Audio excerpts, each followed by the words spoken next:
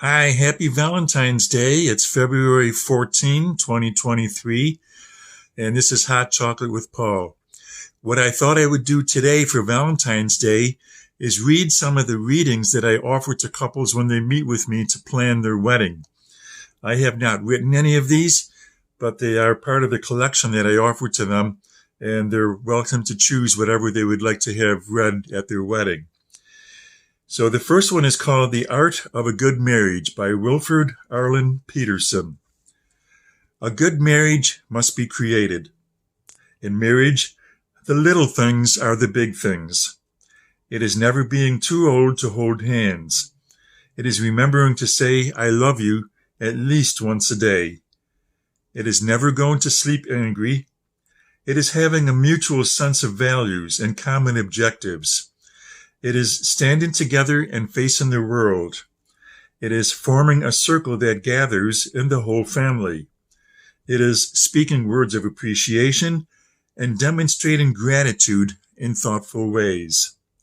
It is having the capacity to forgive and forget. It is giving each other an atmosphere in which each can grow. It is a common search for the good and the beautiful. It is not only marrying the right person, it is being the right partner. And another reading that I really love is called The Key to Love.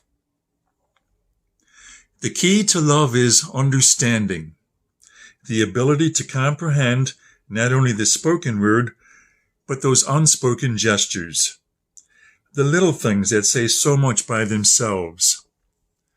The key to love is forgiveness, to accept each other's faults and pardon mistakes, without forgetting, but with remembering what you learned from them.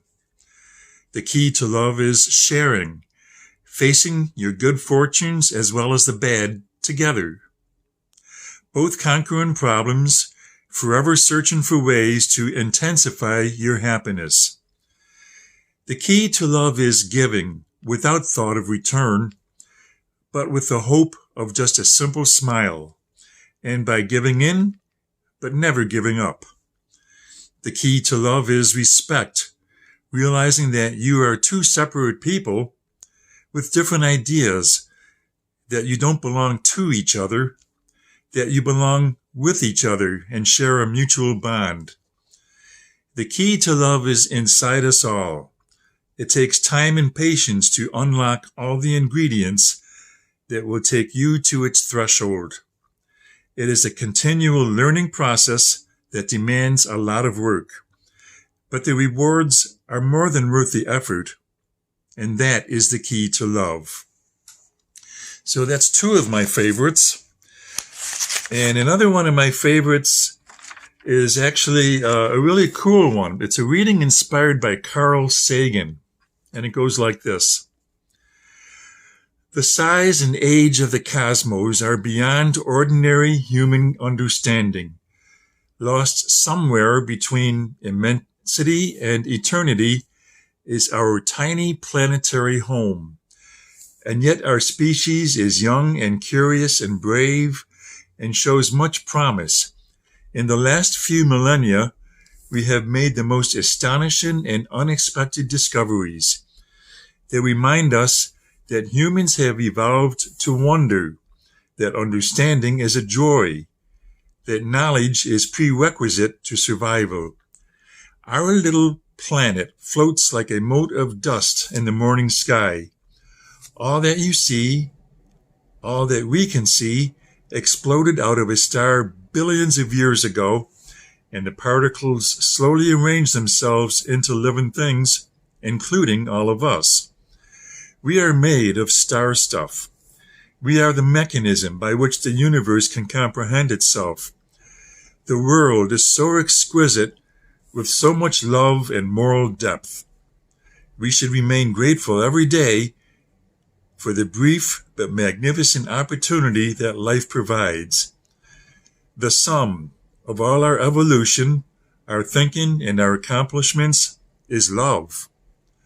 A marriage makes two fractional lives a whole.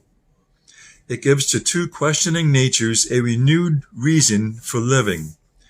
It brings a new gladness to the sunshine, a new fragrance to the flowers, a new beauty to the earth, and a new mystery to life. As Neil deGrasse Tyson said, recognize that the very molecules that make up your body, the atoms that construct the molecules, are traceable to the crucibles that were once the centers of high-mass stars that exploded their chemically rich guts into the galaxy, enriching pristine gas clouds with the chemistry of life, so that we are all connected to each other biologically, to the earth chemically, and to the rest of the universe atomically. That makes me smile, and I actually feel quite large at the end of that. It's not that we are better than the universe. We are part of the universe. We are in the universe, and the universe is in us.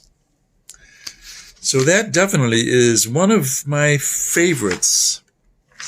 And I'm going to close off with what would be the fourth of my favorite readings that I do at weddings. I have a bunch of others that people choose from, but these really end up being my favorites, and I think they're perfect for Valentine's Day, so get a little bonus here. All right, here's the last one. This is called Union by Robert Fulghum. You have known each other from the first glance of acquaintance to this point of commitment. At some point, you decided to marry. From that moment of yes to this moment of yes, indeed, you have been making commitments in an informal way.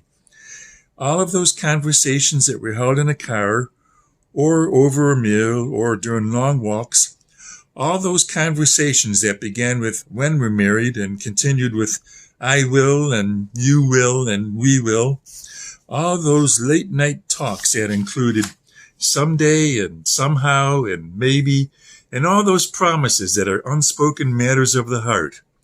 All these common things and more are the real process of a wedding. The symbolic vows that you are about to make are a way of saying to one another, you know all those things that we've promised and hoped and dreamed? Well, I meant it. All of it. Every word. Look at one another and remember this moment in time. Before this moment, you have been many things to one another. Acquaintance, friend, companion, lover, dancing partner, even teacher, for you have learned much from one another these past few years.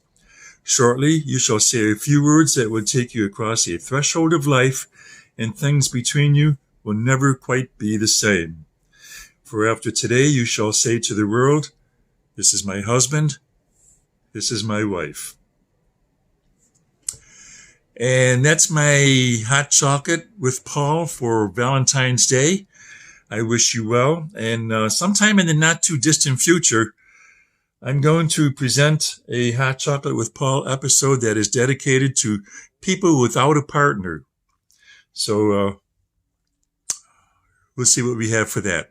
Have a good day.